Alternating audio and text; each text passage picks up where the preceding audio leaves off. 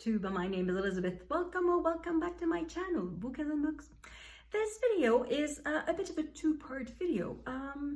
Well, the first part is this the beginning of a Vlogmas attempt on my part. A few years ago, well, the first year that I did, well, what is Vlogmas? Perhaps you've seen a bunch of videos today that have Vlogmas in the title and you don't know what it is. So what it is it is a book, not a booktube, a YouTube event. Well, tradition perhaps more than event, where the content creators are invited to release one video a day until Christmas. So a bit of an advent calendar of videos. The reason is that it helps you get to know how to make videos and it raises your profile and all of that. The first year that I joined BookTube, I tried it because I thought I needed to get better at just turning on the camera and starting to talk. English being a second language for me, it's always a bit of a barrier to find the correct words, to be able to say exactly what I mean to say. I feel that I would be much more eloquent in French. That being said, I've never made a video in French, so perhaps I would be wrong. Perhaps I would stumble as much on my words as I do, though I very much doubt that. I think I would be much more eloquent in French. I would... When I speak in French, I don't think I would ever start a sentence without knowing how to finish it. In English, it happens a lot. Anyway, so perhaps maybe this is the beginning of Vlogmas. The reason I would do it this year would be not so much to get used to doing videos, but to get used to placing videos in my schedule now that I have a dog. So I adopted my adorable, cute little dog this summer, and since I've had him for some reason, I find it hard to include BookTube in my schedule, which I don't know. It shouldn't have a link, shouldn't have an effect on it, but it does. So anyway, so perhaps maybe this would be the beginning of Vlogmas, but then I have 0 videos in store. So I'm filming this on December 1, and if there's a video tomorrow, it's going to be because I filmed a video on December 2, and so on and so forth. And until there's no videos because I have nothing made. I thought, like, I had the idea of doing Vlogmas this Friday, and I thought, okay, I'll use the weekend to batch film a few videos, so I'll have a bit of a cushion, and turns out that instead I got sick. I spent the entire day Saturday just in bed, and then half the day Sunday, and yeah, now I'm fine. Now that it's Monday, I can work. Yay. Anyway, so I have 0 films in store, 0 videos in store. So if I end up doing Vlogmas, it's because I'm filming every day. So anyway, so that's the first part, which is kind of useless, which is perhaps maybe an empty announcement. So just to make sure that this video is not empty, I'm going to talk about something else. And what I'm going to talk about is the Thomas King situation, controversy. Now, if you're not into Canadian literature, you may not know what's going on. So first things first, who is Thomas King? Well, he is the author of several books.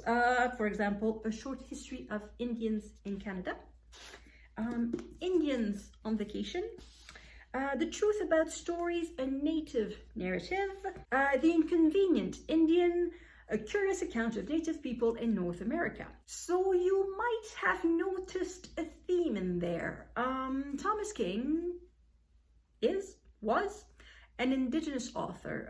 Was not because he died, he's 82 years old, but because last week he released a press release. He released a press release saying that after having done some research, he found out that he is not Indigenous. And my reaction to that was a bit of a surprise, because I'm not really somebody who looks into these kinds of things. Apparently there had been rumors for years. I was not aware of them because I'm not looking for them and they don't reach me. And my reaction to that, so it was a surprise to a certain extent, but unlike several people, I cannot say that it was a betrayal. I cannot say, to a certain extent, it's a surprise without being a surprise, or rather it's a surprise that maybe doesn't matter that much. So what I knew about Thomas King was that he claimed to be that his father was Cherokee. And he also always said that his father left his family when he was 3 years old. So as a reader, I always knew that Thomas King had acquired his knowledge about Indigenous culture from the outside, up to a certain point. It was not a culture that he acquired by osmosis, simply by growing up in it. He acquired it from the outside. So from that point of view, does it matter much if Thomas King is or is not really Indigenous? I'm going to mention something, another author who was outed as not being Indigenous, and that was Joseph Boyden. That was several years ago. So Joseph Boyden is another Canadian author who claimed to be Indigenous, and at some point someone revealed that he was not, but at least not at all, Indigenous. And the difference between, I believe, the difference that I see between Joseph Boyden and Thomas King is that Joseph Boyden was never told that he was Indigenous. It's an identity that he built for himself. He decided that he liked the culture, he decided to identify with the culture, and he decided to claim he was belonging to that culture. And he promoted books by Indigenous authors, saying own voices, narratives are very important. We must give, I don't know, the publishing world must pay attention to Indigenous authors. We are important, we do this.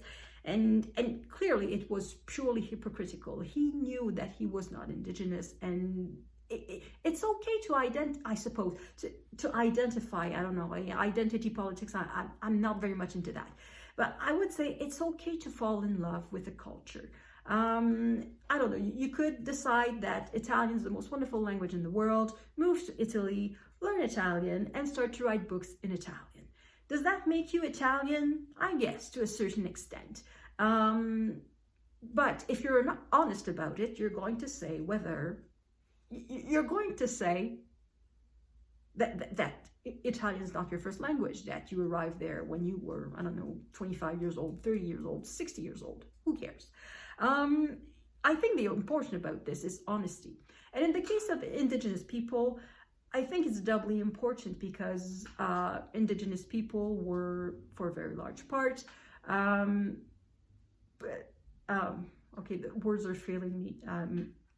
They were, for a very large part, put aside from Canadian culture.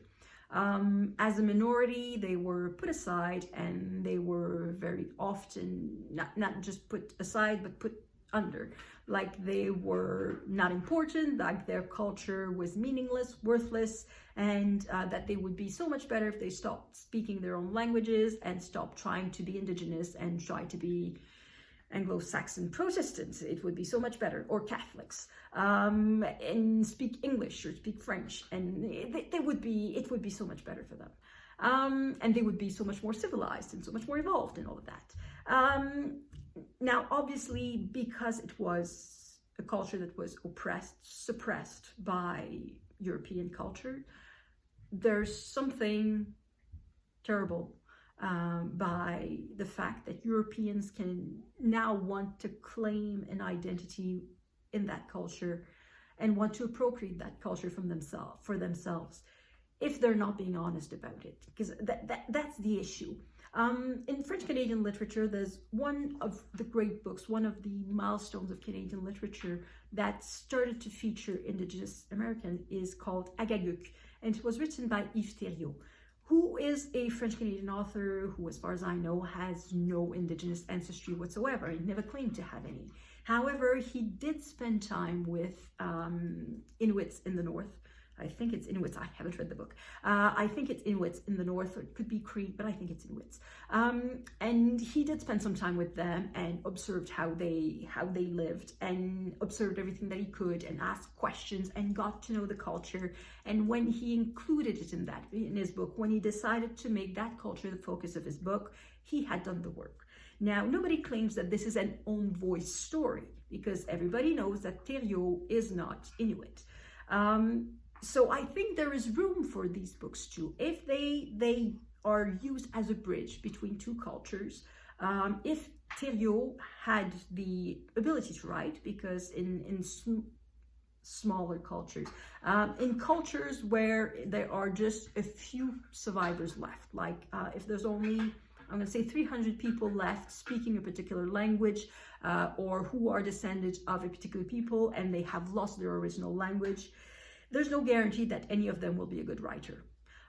So if it could be conceivable that for their stories to survive, they would need somebody from the outside to tell their stories. It's not impossible. And sometimes, for example, at the time of Ifterio and Agaguk, I don't think it was the number of Inuit people left alive that was the issue. It was the state of publishing. I don't think many publishers would have been willing to take the chance on an Indigenous author without knowing if the story about Indigenous people would have been popular or not. So they went with an established author who wrote about Indigenous people, and that sort of created a bridge. It creates an interest, and I think it's a good thing that it created an interest, and eventually, with time, it opened the doors to actual Indigenous authors. So I think, in a way, Thomas King can be considered that, with the fact that, with the issue perhaps a little bit, that when he wrote the books, he thought he was part of the Indigenous culture that he was writing about. I'm tempted to find excuses for Thomas King, because if we put things back in context, he's 82 years old. He was born in 1942. If we go back to that time, so do I have a picture of Thomas King somewhere? I'm sure there is. Come on, give me a good picture. Is this no picture at all? Is this a good picture? Okay, we'll take this. So here we have a picture of Thomas King. If we are being slightly racist and try to guess where the person is from based on their physical features, we would say, okay, if he's not Indigenous, either from North America or South America, so if his ancestors are not from North America or South America, then I suppose that his ancestors are from Asia. And if you go back to 1942, depending on which country in Asia you were from, there are chances you were not very welcome in the United States, because Thomas King was born in the United States, in California. So let's say that his father was Japanese in 1942. That was bad. That was really, really bad, because the US was at war with Japan and Japanese people were put in concentration camps. So perhaps saying, no, I'm Cherokee was actually a good idea. And if that story stayed with the family throughout the war and post-war and after that, well, actually, I don't blame them. Even today, anti-immigration is quite fashionable. It's quite trendy in the United States. So again, can we be surprised that some people would be tempted to lie about their origins and trying to prove that they're American by using a fake Indigenous ancestry to justify their skin color? Because it's sad to say, but it might now be necessary to justify your skin color in the US. Hopefully it stays in the US. It might be coming to Canada. We are not above that. So I'm tempted to find an excuse. Now, that being said, I don't know anything about the particulars of how Thomas King was told that his father was Cherokee.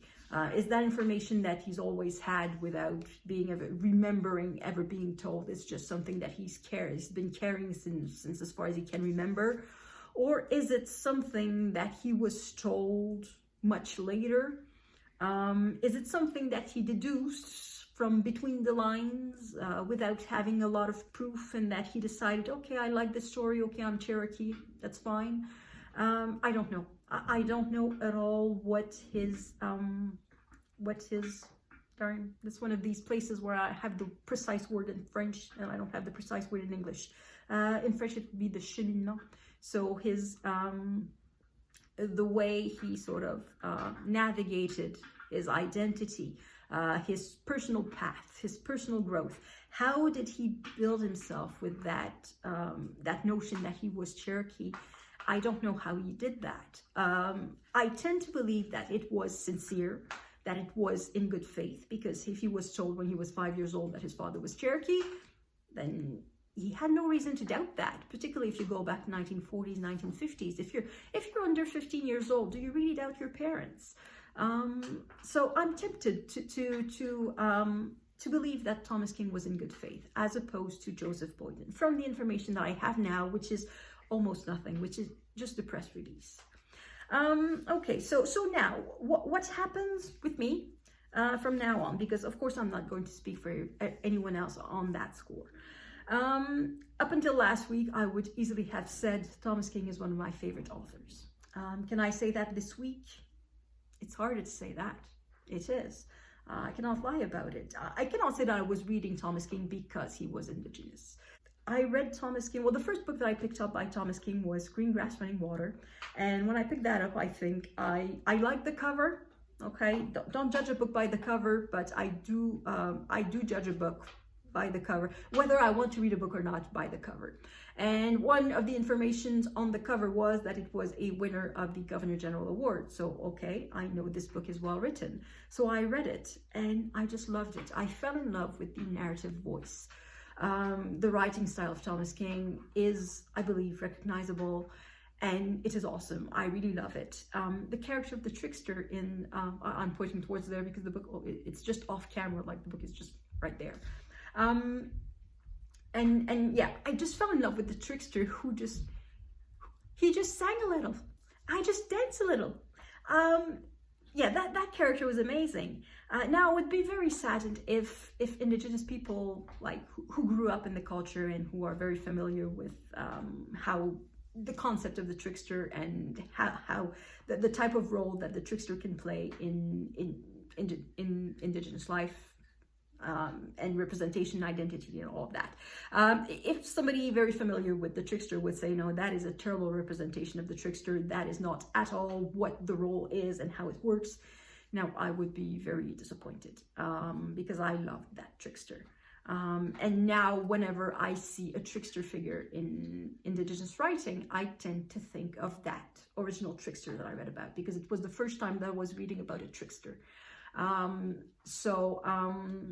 Yeah, so I cannot say that I read Thomas King because he was Indigenous, but the Indigenous aspect of his books did speak to me. So now I will have to reevaluate that. Is Thomas King still relevant as an author who is not Indigenous? I think he still has a style. He still writes great characters, good stories. He's funny. I think that cannot be taken from him. And the question is he still relevant? Are his books still relevant as being written by somebody who is not Indigenous? And I don't have an answer to that. That will come with time. That will come with perhaps other books that I will read, because I'm not going to remove his books from my shelf. I'm not going to, from my shelves, sorry. I'm not going to I don't know, burn his books or throw them away. I cannot say that I feel betrayed. It's life. So one of the questions that Thomas King is asking himself, that was in the release, was that he was wondering whether he took the place of other Indigenous authors, and he would feel very bad about that. I think he did a little bit,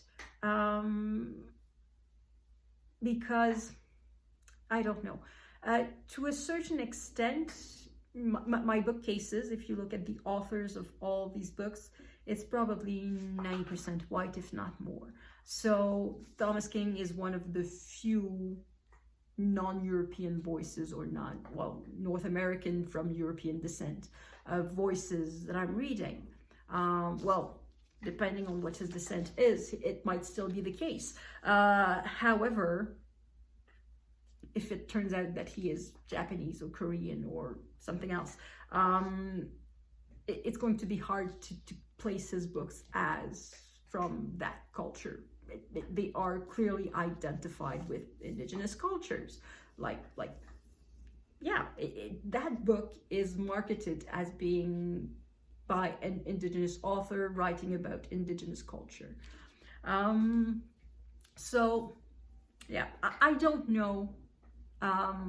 He may have taken the place of some other Indigenous authors. Perhaps I would have looked elsewhere had I known that Thomas King was not Indigenous, to get some Indigenous content, because I'm not somebody who tries deliberately to go out of my way to try to read diversely.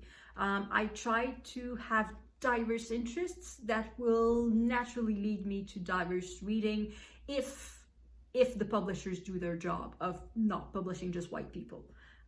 If the publishers, like half this bookcase is nonfiction, well, like all the left bookcase in the bottom there, and there's a bit more here and there. So basically, I'm going to say half the bookcase here is nonfiction. So in nonfiction, well, anyone can write about ancient Rome or about World War II. You don't have to be Italian to write about ancient Rome or the Italian Renaissance. You can be from anywhere, and you can have any skin color or any sexual identity. So if the publishers do their job of being unbiased, then my reading will be unbiased and will be diverse. I don't think it should be my job to try to go out of my way to find authors who are from multiple backgrounds. I think the offering should be there in store, in the libraries.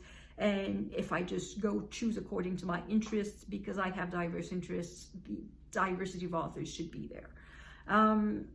That being said, on September 30th of this year, September 30 in Canada is National Truth and Reconciliation Day. So it's a national day of celebrating, I guess, Indigenous people in Canada. So I thought to myself, well, what can I do to sort of celebrate the day? And as a reader, as a book lover, I thought, well, I'm going to read a book by an Indigenous author. And what did I read? 77 Fragments of a Familiar Ruin by Thomas King, which is a short collection of poems which I absolutely adored.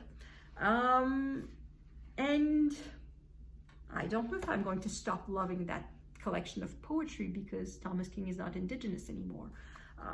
I think I'm still going to love it, but I'm not going to read it every September 30th. I'm not going to do that. I'm going to try to find a different book. So I'm going to try to find another short book, maybe poetry. I could stick to poetry, maybe some Joséphine Bacon. I don't know. I'm going to try to find something that can be read like every September 30th, or perhaps I could try a different book, a short book. If I want to be able to read it in one day, it has to be short, to read every September 30 by an Indigenous author. So that can be said that on September 30 of this year, Thomas King did take the place of an Indigenous author. Which one? I don't know. We'll know next year, I guess. So that's a change I'm going to make in my reading. I think I've said previously, like if you heard me before, that I would try to read all of Thomas King's work. Now I am questioning that. Is it worth it or not? I don't know. So that is where I am on the Thomas King controversy. I don't know. I don't know if I can still say that he's still one of my favorite authors, though I cannot say that he's not anymore, because I did not just love him because he was Indigenous. I loved him because he was funny, because he wrote good books, and he was interesting, which is very important. So I cannot say that I don't like the books of Thomas King anymore. It would be purely hypocritical on my part. But I am questioning whether it's still worth it to read all of his books or not. So anyway, I don't have an answer to that. I don't know. I guess I'll wait a little bit, see how the dust settle, see if more information comes up as to how he came to doubt his origins and how he decided to research it. And I'll just see. So anyway, so thank you everyone for listening. This video has been quite longer than I thought. That's my dog playing with the bag. I will see you in the next video, which I don't know, could be tomorrow. In the meanwhile, I'm going to leave a link in the description box below to an article that talks about that. I may leave a couple of links to videos on YouTube where people discuss the situation. Yeah, I've watched a few videos, so I may leave some links in the description box below. So that's it. See you in the next video, whatever that be. À la prochaine.